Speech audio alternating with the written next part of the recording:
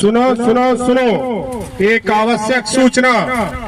ग्राम सबरहद, परगना अंगुली, तहसील शाहगंज, जिला जौनपुर की खतौनी सन 1429 से 1434 फसली के खाता संख्या 418 की गाटा संख्या 1816, रकबा 1.1130 हेक्टेयर पर अंकित जामिया फारूकी मैनुद्दीन पुत्र नबीउल्ला, निवासी ग्राम सबरहद, नाम निरस्त कर अराजी उपरोक्त पूर्वक पोखरा के खाते तालाब के खाते में दर्ज किया जाता है। यह आदेश एसडीएम महोदय द्वारा किया गया है।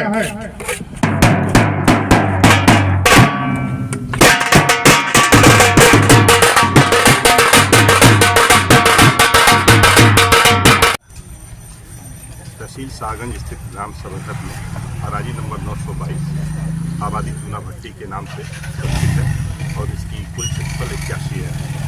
इस पर उमर शेख पुत्र शहाबुद्दीन के द्वारा अवैध ढंग से बाउंड्री वॉल बनाकर अतिक्रमण किया गया था।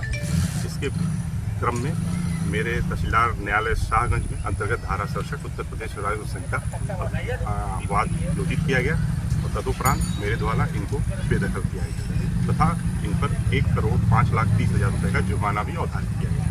कितने की कीमत की जमीन की जो मार्केट रेट है अनुमानित रूप से लगभग 3.5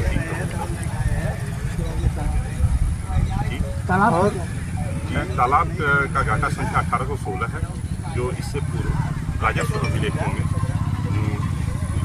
व्यक्तिगत नाम से दर्ज हो चुका था।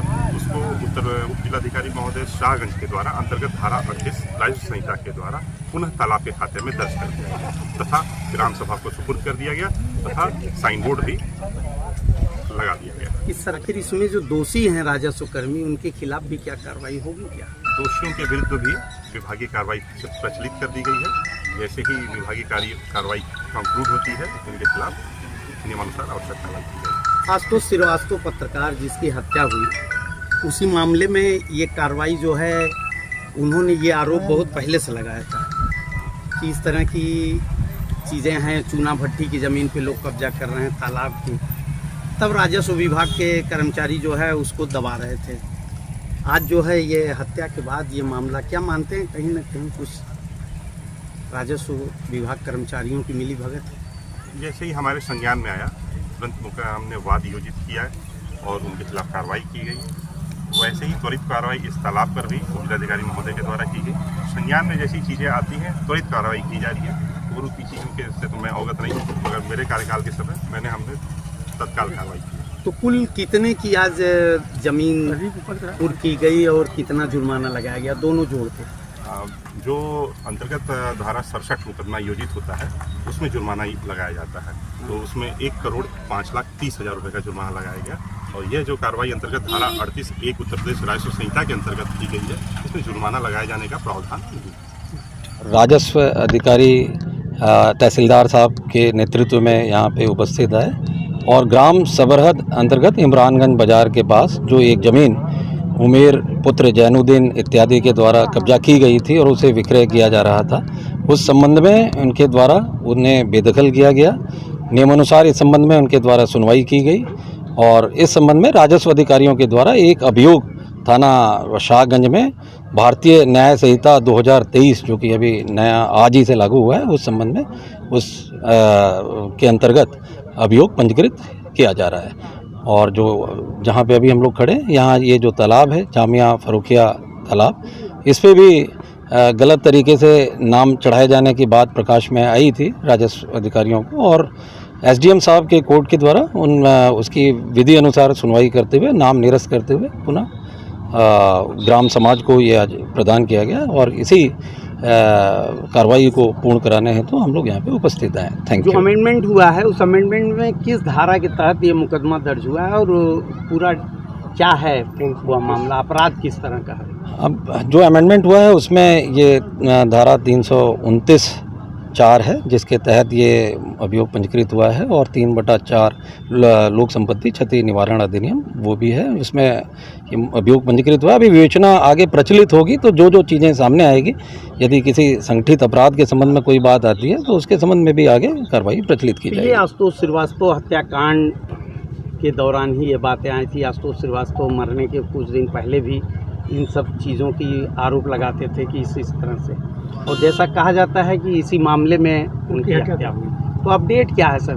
1.5 महीने हो गया लगभग। जो स्वर्गीय श्री आशुतोष श्रीवास्तव जी हैं, उन्होंने कई मामले उठाए थे, और मामले जो भी उठाए थे उन्होंने सही उठाए थे, जो भी उसमें थे, और नियमानुसार इनकी सुनवाई की गई है एसडीएम साहब की कोर्ट में और तहसीलदार मजिस्ट्रेट साहब की कोर्ट में। सुनवाई के बाद ही उनके द्वारा ये एक्शन लिया गया है। जब ये एक्शन लिया गया तो उसके साथ सभी लोग हम लोग उपस्थित। Thank you. हमारा भाई राजस्व विभाग कर्मियों से बहुत परेशान रहा।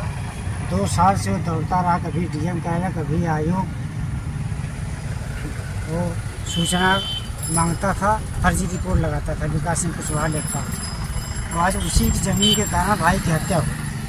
अगर यही राजस्व विभाग पहले कार्रवाई की होती, आज हमारा भाई जिंदा होता। हमारे भाई की आत्मा का थोड़ा सा शांति मिली।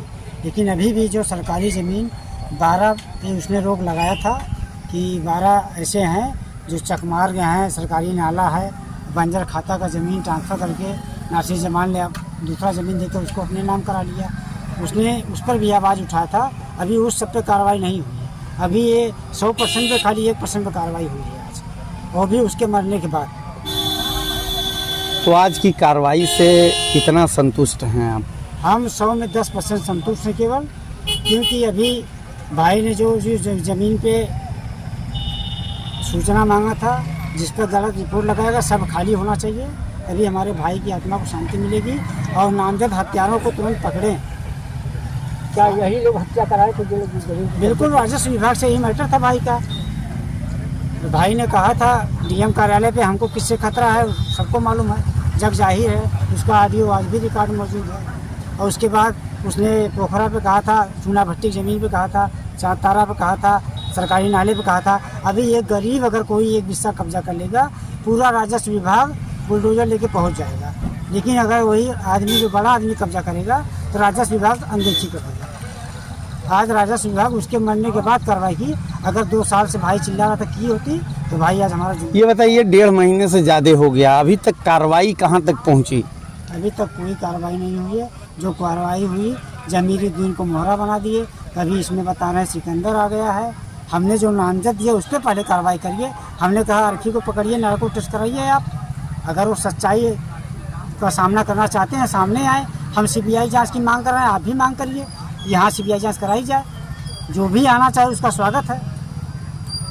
तो ये बताइए, सीसीटीवी फुटेज में जो था कि शूटर गांव में गए, रुके थोड़ी देर, फिर आए, क्या उस आधार पे भी कुछ जांच चल रही है? आपको कोई जानकारी? सीसीटीवी फुटेज के आधार पर 3 मिनट पहले वो शूटर हमारे घर से गए हैं, 3 मिनट में वापस आ गए। वो 3 मिनट में कहाँ गए आज तक पता ही नहीं चला। वो शूटर कहाँ पाए, कौन उनको संरक्षण दिया। और हमको 100% उम्मीद है अर्की के घर गए, अर्की के घर से ही फिर वापस आए। ठीक है, मेरा राजस्व बढ़ेगा इसमें। कोई मछली पालेगा गरीब आदमी, बना बनाओ नहीं, फिर क्या यार, बना तो तालाब था ही, वो तो जो दोहन